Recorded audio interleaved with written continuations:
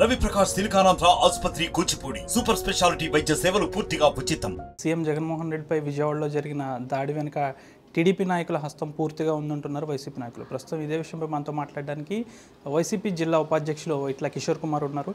Sir, YCP నాయకులు మీరంతా కూడా టీడీపీ నాయకులపై అభండాలు వేస్తున్న పరిస్థితి ఏర్పడింది. నిజంగానే వారు చేశారని మీకు ఎలా అనిపిస్తుంది? అసలు విజయవాడలో ప్రజా విజయయాత్ర కొనసాగిస్తున్న జనహృదయ నేత జగన్మోహన్ రెడ్డిపై కొందరు ముష్కర మోకలు దాడికి తెగబడ్డం, ఆయన నుదుటిపై తీవ్రమైన గాయం కావడం జరిగిందండి.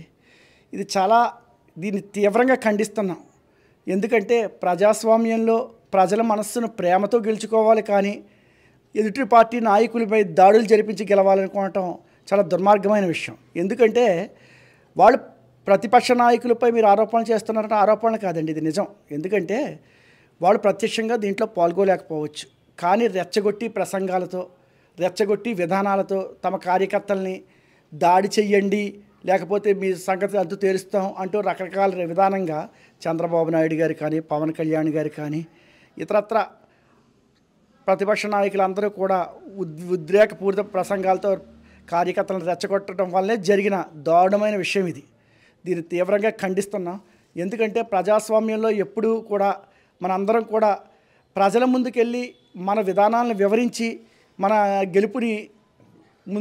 గెలుపుని చూసుకోవాలి తప్ప ఇటువంటి దాడులకు తెగబట్టడం చాలా దుర్మార్గమైన విషయం. అంటే ఎన్నికల సమయం దగ్గరికి వచ్చేటప్పటికి ప్రతిపక్షాలు ఏవి కూడా అధికార పక్షం వైపు ఇలా చేయవు, ఇలా చేస్తే అధికార పక్షానికి బెనిఫిట్ అవుతుంది కూడా అని కూడా వారు ఆరోపిస్తున్నారు. అంటే ప్రతిపక్షం ఈ విధంగా చేస్తుందని మీరు ఎలా అనుకుంటారు? నిజమేనండి, ఏ దాడి జరిగినా ప్రతిపక్షాన్ని అంటారు కాబట్టి మేము చేయట్లేదు అని వాళ్ళు అంటున్నారు. కానీ ఆ పార్టీల అంటే తెలుగుదేశం అధినేత చంద్రబాబు నాయుడు కానీ, జనసేన అధినేత పవన్ కళ్యాణ్ గారు కానీ తమ ప్రసంగాలతో మీరు ప్రత్యక్షంగా చూస్తున్నారు. నీ సంగతి తేలుస్తాం, నీ అంతు చూస్తాం, మీ తాట తీస్తాం, మేము తలుచుకుంటే ఏమైపోతావో ఈరోజు చూస్తాం, ఇటువంటి దుర్మార్గపూరితమైన వ్యాఖ్యలు చేయటం వల్లే కార్యకర్తలు రెచ్చిపోయి ఇటువంటి నీచమైన హేయమైన పనులకు తెగబడుతున్నారు. ఇది చాలా ప్రజాస్వామ్యానికి, ప్రస్తుతం ఉన్న రాజకీయాలకి చాలా విచారించదగ్గ విషయం. ఎందుకంటే రాజకీయ దిగజారుడుతనం ఇది. ఎంపీ రఘురామకృష్ణరాజు ఇంతకు మునిపే ఒక మీడియా సమావేశం నిర్వహించారు. వైసీపీ నాయకులు సింపతి కోసం ఆ విధంగా చేశారు, నిజంగా జగన్మోహన్ రెడ్డిని చంపాలనుకుంటే అదే స్పాట్ నుంచి గన్ పెట్టుకుని కాల్చొచ్చు కదా, గన్ను కూడా దొరకని పరిస్థితి ఏం లేదు కదా ఇప్పుడు అంటున్నారు. ఇప్పుడు ఎవరైనా దాడి చేయించుకున్నారు అంటే ప్రాణాల మీదకి ఎవరైనా తెచ్చుకుంటారండి? నిజంగా అక్కడ మీరు చూశారు, టీవీల్లో చూశారు, ఎక్కడ నుదుటి మీద తీవ్రమైన గాయమైంది. అదే ఒక్క అంగుళం కిందకు దిగితే కన్ను పోయేది కదా. అదే ఒక్క అంగుళం పక్కకి వెళ్తే ఈ నెవరగంత మీద తగిలితే ప్రాణానికే ప్రమాదం కదా. అటువంటి ప్రాణాపాయమైన దాడులు ఎవరైనా చేయించుకుంటారా? అంటే వీళ్ళకి అవసరం, వీళ్ళకు అలవాటు కాబట్టి ఆ రోజు అలిపిరి దాడిలో గాయపడి చేతికి కట్టుకుని వెంటనే అసెంబ్లీని రద్దు చేసి సానుభూతి ఓట్ల కోసం వెళ్ళాడు చంద్రబాబు నాయుడు.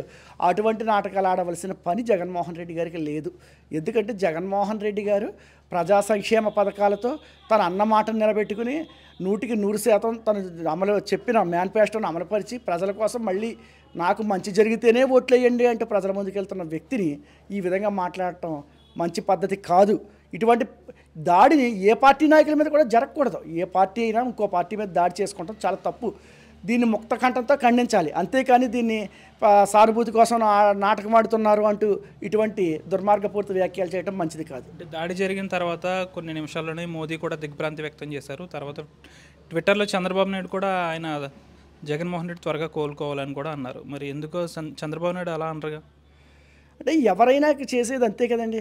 ఇప్పుడు ఏ పార్టీ నాయకుడి మీద దాడి జరిగినా తీవ్రంగా ఖండించాలి. మేము కూడా ఒకవేళ ఏ చంద్రబాబు నాయుడు మీద, పవన్ కళ్యాణ్ మీద దాడులు జరపటాన్ని కానీ తీవ్రంగా వ్యతిరేకిస్తాం. అటువంటి చర్యలు ఎవ్వరూ చెయ్యకూడదు. ఎవరైనా సరే, సామాన్య కార్యకర్తలైన ఉద్రేకపూరిత వాతావరణంలో ఇటువంటి చర్యలకు పాల్పడడం చాలా తప్పు. నిజాలు గ్రహించగలిగారు కాబట్టి ఇప్పుడు ఒక దేశ ప్రధాని దాన్ని తీవ్రంగా ఖండించి తీవ్ర దిగ్భ్రాంతిని విచారాన్ని వ్యక్తం చేశారంటే వాళ్ళకి ఇంటెలిజెన్స్ బ్యూరో ఉంటుంది కదా, వాళ్ళకి తెలుస్తుంది కదా. ఏమో సామాన్యంగా సానుభూతి నాటకాలను కోటను ప్రతిపక్షాలు ఆరోపించినట్టు కాదు కదా. అలాగే పక్క రాష్ట్రాల సీఎంలు వీళ్ళందరూ అన్నారంటే దీన్ని తీవ్రంగా పరిగణించవలసింది కుట్ర కోణంలోనే దీన్ని చూస్తున్నారు కాబట్టి కుట్ర అనేది ఖచ్చితంగా ఉంది. జగన్మోహన్ రెడ్డి మీద భౌతిక దాడులు చేస్తూ లేకపోతే అవమానిస్తేనో దూరంగా ఉంటారు అనే ఉద్దేశంతో ఈ రాజకీయంగా ఉత్సాహంగా ముందుకు సాగుతున్న అతన్ని నీరు కార్చడం కోసము ఇటువంటి చర్యలకు పాల్పడుతున్నారు. కానీ ప్రజాభిమానం శ్రీరామరక్షగా జగన్మోహన్ రెడ్డి గారి విజయపదాన్ని చేరుకోవడం తథ్యం. ఏ రాజకీయ నాయకులపైన కూడా భౌతికంగా దాడి అనేది ఉపేక్షించేది లేదు. కాకపోతే దాడి చాలా బాధాకరం. కేవలం ఇది టీడీపీ నాయకులే చేసిందని కూడా వైట్ల కిషోర్ కుమార్ చెప్తున్నారు. దీనిపై చాలామంది దిగ్భ్రాంతి వ్యక్తం చేసినప్పటికీ కూడా ముందు సీఎం జగన్మోహన్ రెడ్డికి మరింత భద్రత కల్పించాల్సిన అవసరం కేంద్ర ప్రభుత్వం మీద కూడా ఉందంటూ వైట్ల కిషోర్ చెప్తున్నారు. వీడియో జర్నలిస్ట్ శేఖర్తో మనోజ్, RTV, పశ్చిమ గోదావరి నుంచి. మరిన్ని వీడియోస్ కోసం ఛానల్ సబ్స్క్రైబ్ చేయండి. లేటెస్ట్ అప్డేట్స్ కోసం వాట్సాప్ ఛానల్ ఫాలో చేయండి. అండ్ లింక్ డిస్క్రిప్షన్ లో ఉంది.